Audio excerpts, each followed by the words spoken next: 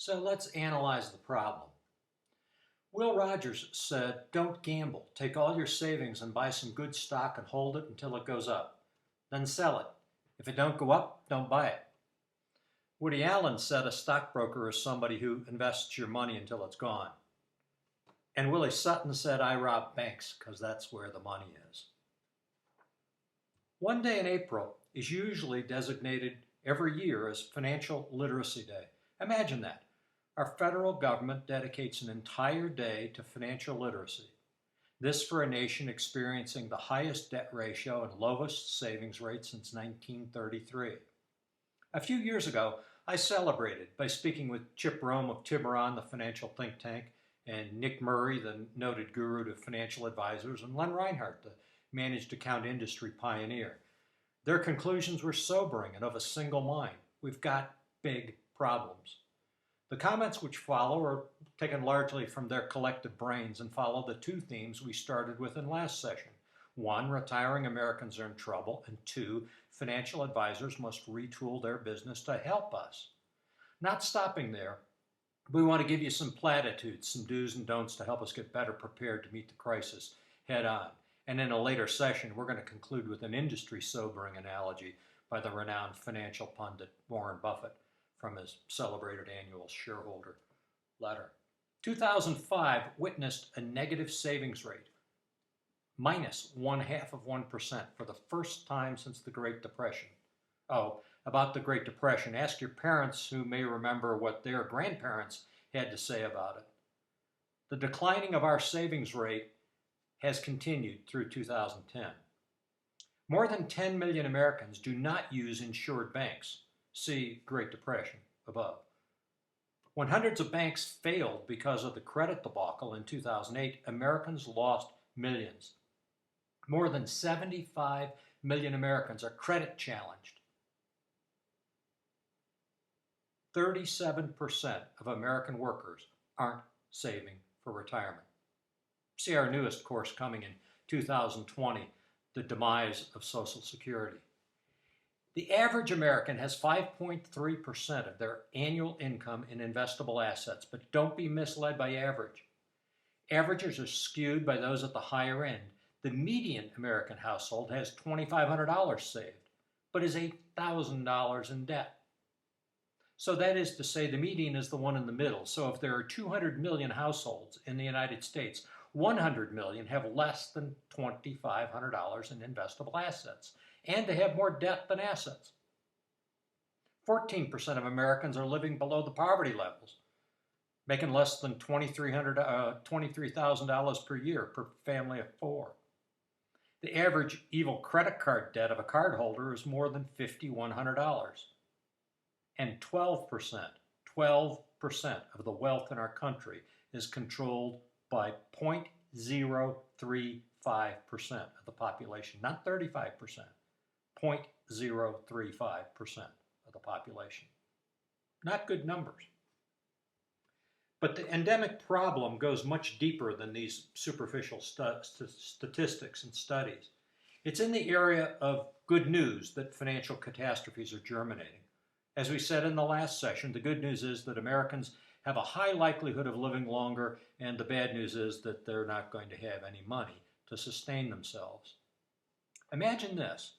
The London Center for Longevity Studies has announced that the first person to live to 1,000 has already been born. I'm not sure they told that person yet. We know from last session that the expected lifespan of an average 30-year-old today is 120. In 2006, a mere 5 years ago, the average retirement age of a couple was 62. Today, most people can't afford to retire at 62. They can't take the financial haircut. We know that the average age of the second to die of a married couple is 92, and that most boomers will reach 85 years or more. So the people that want to retire have no idea of the magnitude of their financial shortfall. We can't imagine being 92 or how we got there. As a response to the lifestyle challenge we're facing, 50 colleges so far, and more to come, have established or are establishing communities that span homes to hospice. Basically, they're retire to die communities. Today, they cost $200,000 to $600,000 to buy one, and $1,500 to $4,000 a month to stay there. Yet the average Social Security payment today is only $1,100. In 2036, these retire-to-die communities may cost $1.5 million, and it may take $10,000 a month to live there. There's no chance we can afford that. Today's worker can forget about leaving a legacy to their kids or their favorite charity. They're going to need to go back to work and stay there until they die. Tiburon Associates reports that there is $17 trillion, that's 12 zeros, in investable assets in Americans' hands. 17 trillion. That's big. As in Douglas Adams's quote, space is big. Space is so big, really, really big. So big, in fact, that's another story. But in 30 years, these investable assets will be $40 trillion or more. What's more, today, there's another $35 trillion in retirement plans, personal assets like homes and small business assets that are going to be moving to investable assets in the next 15 years. After factoring in debt, you have what represents a $40 trillion net worth. It's not difficult to understand why the financial community is going to get excited. More than $200 billion in IRA assets roll over each year. So what about the boomers? The so-called boomer generation, born 1946 to 1964, has been called by the financial services community as the greatest opportunity to capture wealth in transition in many lifetimes.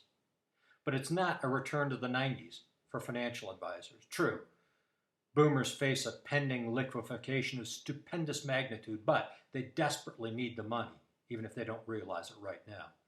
Fit the boomer into the longevity data, and you'll see that most face the prospect of running out of money before they die.